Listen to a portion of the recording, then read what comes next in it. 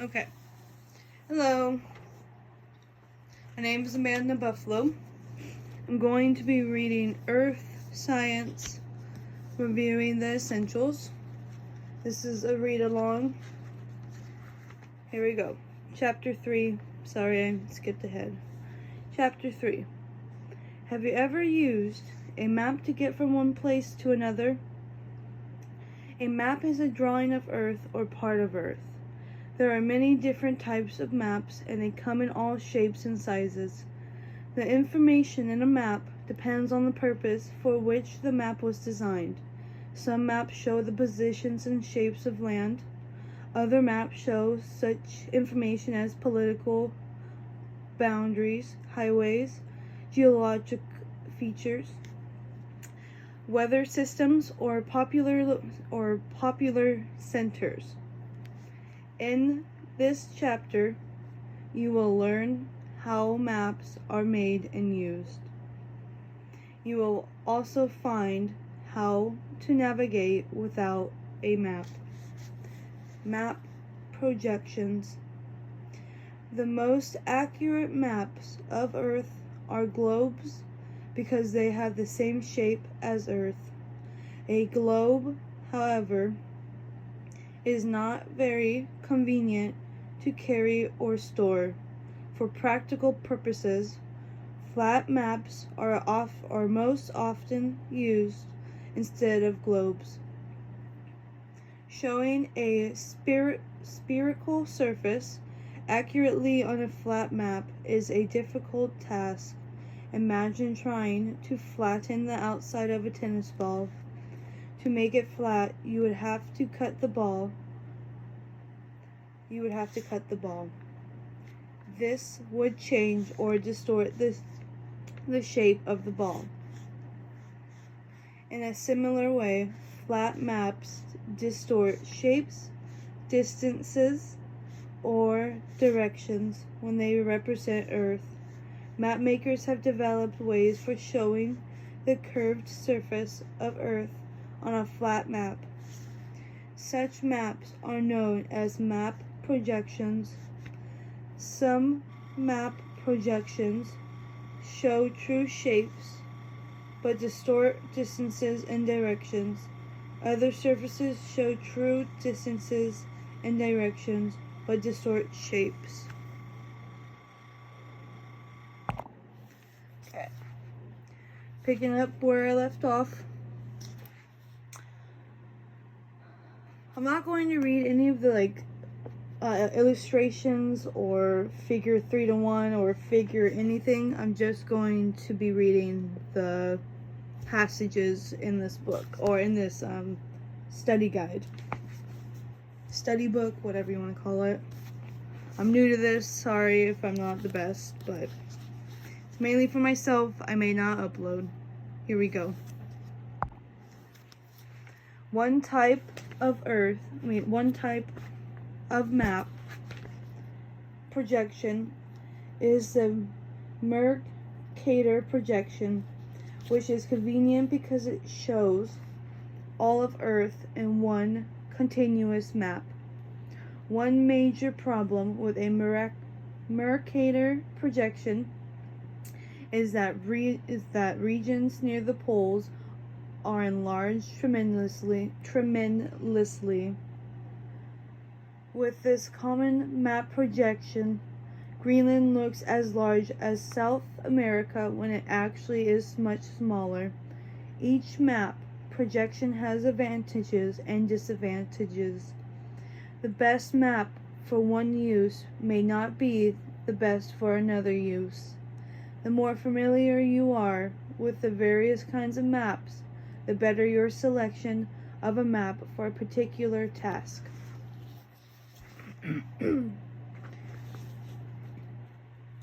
Terrestrial coordinates. No matter what type of map you use, you must be able to locate specific positions on Earth. The coordinate system makes this possible. In this system, a grid of lines is drawn on a map of Earth. Every position on Earth can be described in reference to these lines by giving a pair of numbers or coordinates called latitude and longitude. It is much like using the x and the y coordinates on a graph. All maps show the same latitude and longitude for a particular point. Latitude is based on the reference line known as the equator. The angular distance, north or south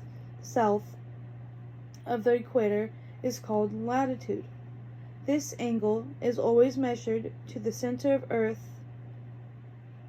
Lines of latitude or parallels are drawn parallel to the equator. Latitude measurements extend from 0 at the equator to a maximum of 90 at the north and south poles. Latitude lines are spread out evenly on Earth's surface. The distance between two lines of latitude is about 112 kilometers. This is true because a circle can be divided in 360. 1 degree of latitude is 1 over 360 of Earth's circumference at the poles. Since the circumference is about 40,000 kilometers, a degree of latitude is about 112 kilometers. Each degree of latitude is further divided into 60 minutes, which are about 1.85 kilometers each. Each minute is divided into 60 seconds. I'll be right back. Okay, everybody, we're back at it. Let me find where my spot was. Okay. Maps and navigation. Latitude describes distances north and south of Earth's surface. The second coordinate, longitude, describes distances east and west. Unlike latitude, which uses the equator for a reference line, there is no obvious reference line to use for longitude. For this reason, meridians have been established. A meridian is an imaginary line that circles Earth from the North Pole to the South Pole. The meridian running through Greenwich, England, is called the prime meridian. The angular distance east or west of the prime meridian is called longitude. The longitude of the prime meridian is set at 0. Like latitude, longitude is an angle measured from the center of Earth. You can move east or west of the prime meridian up to 180. The half of Earth west of the prime meridian has west longitude. The other half has east longitude. Like latitude, longitudinal degrees can be further divided into minutes and seconds. Unlike parallels, however, meridians are not spaced evenly. They are closer together the farther they are from the equator. There is no set distance for each degree. Instead, they become smaller and smaller.